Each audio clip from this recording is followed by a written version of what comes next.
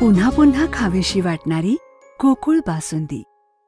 कोल्हापूर जिल्ह्यात सहकारी क्षेत्रातील साखर कारखान्यांमध्ये सर्वाधिक ऊस दर भोगावतीने दिला असून कारखान्यांचा कारभार पारदर्शक व चोख आहे।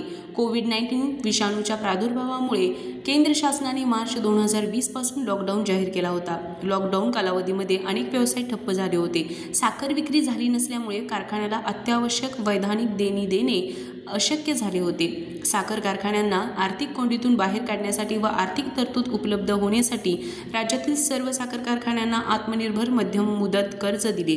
भोगावती कारखान्याला आत्मनिर्भर मध्यम मुदत कर्ज 75,12% व्याजदराने 6 वर्ष मुदतीसाठी मिळाले होते।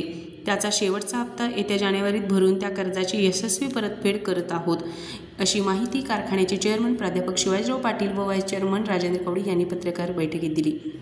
चेअरमन पाटील भोगावतीच्या कामकाजासंदर्भात माहिती सांगताना म्हणाले, या 75 कोटीपैकी ऊस बिल 5 कोटी, पगार 4 कोटी, शासकीय देणी 1 कोटी, देखभाल 4 कोटी, व्यापारी देणी 13 कोटी, ऊस वाहतूक तोडणीचे 46 कोटी देण्यात आले होते।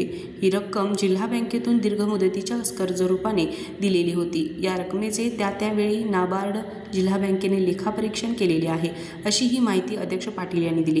गेल्या गळीत हंगामापूर्वी अति पाऊस झाल्याने राज्यातील ऊस उत्पादक घटलेले होते। त्याचा परिणाम भोगावती साखर कारखान्यावर देखील झालेला असताना देखील आम्ही 12.75 एवढा विक्रमी साखर उतारा मिळवत 5,37,870 क्विंटल साखर उत्पादन केलेले होते। या गळीत हंगामात 4,21,000 मेट्रिक टन गाळप केलेल्या ऊसाचे 3,334 रुपये प्रमाणे सर्व पैसे शेतकऱ्यांना दिलेले आहेत।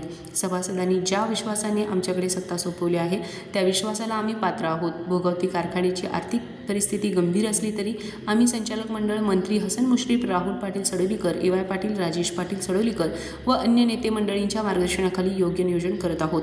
भोगावती साखर कारखान्याची मशिनरी जुनी असून देखील कारखाना अतिशय चांगल्या पद्धतीने चालवला आहे। लेखापरीक्षण झाले, बँकेचे ऑडिट झाले आहे, मात्र काही विघ्नसंतोषी लोक कारखान्याची नाहक बदनामी करून सभासदांची दिशाभूल करण्याचा प्रयत्न करीत आहेत। यांना आम्ही कधीही भीक घालणार नाही, असाही इशारा पाटील यांनी यावेळी दिला। या पत्रकार बैठकीला ज्येष्ठ संचालक हिंदुराव चौगले, नंदूभाऊ पाटील, प्राध्यापक ए.डी. चौगले, अभिजित पाटील, शिवाजी कारंडे, धीरज डोंगळे, केरबापाऊ पाटील, डी.आय. पाटील, दत्तात्रय पाटील, रवींद्र पाटील तारणे यांच्यासह संचालक, कार्यकारी संचालक संजय पाटील, सचिव उदय मोरे, जनसंपर्क अधिकारी राजेंद्र पाटील, मुख्य शेती अधिकारी एस.पी. चरापले, खाते प्रमुख उपस्थित होते। RK न्यूज प्रतिनिधी राशुडे। फ्रीजमधून श्रीखंड काढ ना। आम्ही पूर्वी घरीच बनवायचो श्रीखंड, त्याची चवच वेगळी होती। आता काय सगळं रेडीमेड।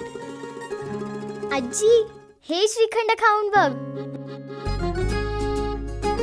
आज तुझ्या आईनं घरीच बनवलं की काय? हे आहे गोकुळचं श्रीखंड, अगदी जिभेवर रेंगाळणार। जिभेवरच नाही तर मनावरही रेंगाळणार। गोकुळ श्रीखंड, मनावर रेंगाळणार।